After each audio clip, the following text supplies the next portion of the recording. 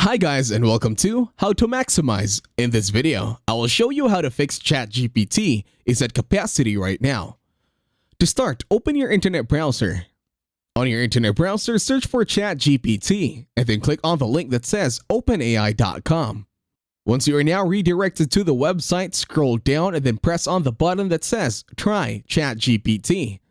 In here, even if you keep refreshing, it does not open ChatGPT or OpenAI.com. The next step should be you opening the incognito tab in your internet browser. Now, open your incognito tab in your internet browser. Search for ChatGPT and then head on over to the search results and then click on the link that says OpenAI.com. In here, scroll down, then tap on the button that says Try ChatGPT.